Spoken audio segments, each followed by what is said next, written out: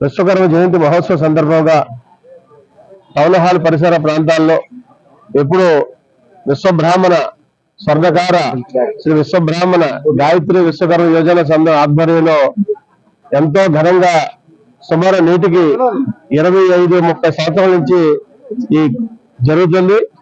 ఇది భారతదేశం అంతా కూడా ఆ విశ్వకర్మ భగవానుడి యొక్క ఆశీర్వాదంతో యావత్ చరాచర సృష్టికి కూడా మూలాధారమైనటువంటి వాడు ఈ విశ్వకర్మ భగవానుడు.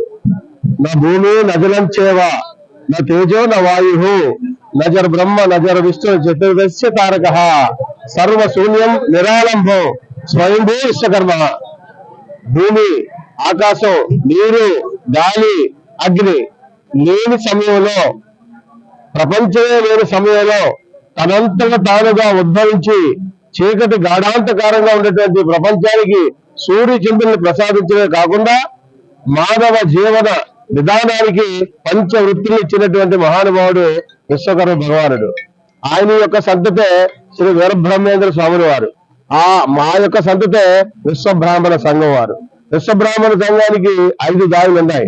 ఒకటి మధు మయ స్వస్థ శిల్పి విశ్వజ్ఞ, అంటే స్వర్ణకారులు, కార్పెంటర్స్, ఇనుము పని వాళ్ళు, కంచర్ పని వాళ్ళు, శిలాశిల్పాచార్యులు.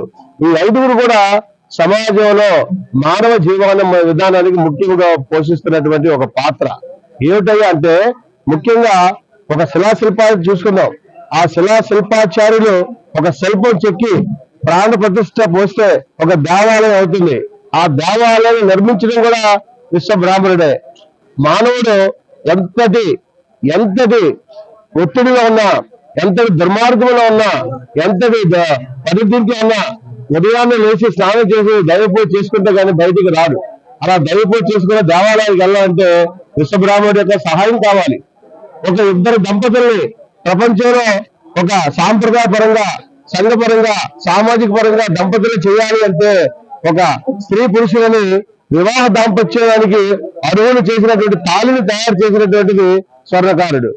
అదేవిధంగా పంచాయతీలో ఉన్నటువంటి ఎంపీటీసీ గాని, ఢిల్లీలో ఉన్నటువంటి పిఎం గాని, రాష్ట్రంలో ఉన్న సీఎం గాని కూర్చోవడానికి కుర్చీ తయారు చేసింది వడ్రంగి పని వాళ్ళు. పడుకోవడానికి మంచం, కూర్చోవడానికి కుర్చీ చేసినటువంటిది కార్పెంటర్, అతను విశ్వబ్రాహ్మణుడు. అదేవిధంగా తినడానికి కంచం, తాగడానికి ఒక గ్లాసు, ఇలా తయారు చేసినటువంటిది కంచర్ పని వాళ్ళు కూడా విశ్వబ్రాహ్మణ సంతతికి సంబంధించిన వాళ్ళు. అదేవిధంగా మనం ఒక ఆధీనంలో వెళ్దాం. విశ్వబ్రాహ్మణుడు పంచభూతాలను కూడా తన ఆధీనంలో పెట్టుకున్నటువంటి ఘనత విశ్వబ్రాహ్మణుడికి ఉంది. ఈనాడు ఈ వృత్తులన్నీ కూడా ఇతర కులస్తులు వాళ్ళు వాళ్ళు జీవించడానికి మా దగ్గర విద్య నేర్చుకొని ఆ వృత్తిని వాళ్ళ జీవన వృత్తిగా మార్చుకోవడం వల్ల ఈనాడు విశ్వబ్రాహ్మణులందరూ కూడా పని పాటు లేక కూలీల వలె, రోజు కూలీల వలె నిత్యం కూడా సెక్యూరిటీ వల్ల వెళ్ళిపోతున్నారు. ఇది ఏమిటయ్యా అంటే అది మా బ్రహ్మం గారు ఒకనొక దశలో ఈ ప్రపంచానికి, ఈ సమాజానికి ఒక దైవ సంకల్పంగా వారి మానవ రూపంలో జన్మించి ప్రపంచాన్ని అంతా కూడా వారి యొక్క వాక్యాలతో మానవుల్ని ఒక తావులో తడిపించినటువంటి ఆ వీరబ్రహ్మేంద్ర స్వామి వారు సొంత విశ్వబ్రాహ్మణ కులంలో జన్మించినటువంటి సంఘటన. అదేవిధంగా విశ్వబ్రాహ్మణుల యొక్క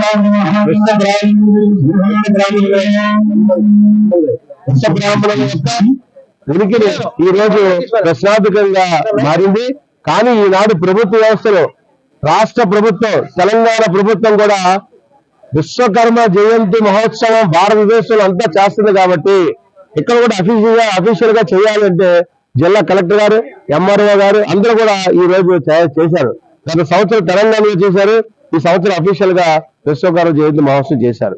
అదే కోవలో ఈనాడు ఈ టౌన్ హాల్ రోడ్ లో ఈ విశ్వకర్మ జయంతి పంచరాత్రి మహోత్సవాలు చేస్తున్నాం.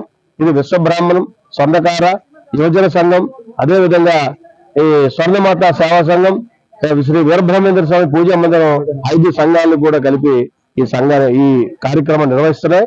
ఈ 5 రోజుల కార్యక్రమం కూడా అందరూ కూడా విశాఖపట్నం దక్షిణ నియోజకవర్గంలో ఉన్నటువంటి రాజకీయ నాయకుల్ని, పార్టీలకు అతీతంగా, రాజకీయాలకు అతీతంగా అందరినీ ఆహ్వానించాం. ప్రజలందరికీ కూడా ఇదే మా ఆహ్వానం. ఈ 5 రోజులు కూడా ప్రోగ్రాం ఉంటుంది. 6వ రోజు అనుపు ఆ రోజుని ఒక 5,000 మందికి భోజనాలు ఏర్పాటు చేస్తున్నారు. అదేవిధంగా ఊరేపు కార్యక్రమం కూడా ఉంటుంది కనుక అందులో దయచేసి రోజు వచ్చి తీర్థ ప్రసాదాలు తీసుకోవాల్సిందిగా కోరుకుంటూ మీ బోడి నరసింహాచారి, అది విజయలక్ష్మి 38వ వార్డు కార్పొరేటర్ మరియు ఆంధ్రప్రదేశ్ విశ్వ బ్రాహ్మణ సాధకారత కమిటీ బీసీ కన్వీనర్. అందరికీ నమస్కారం.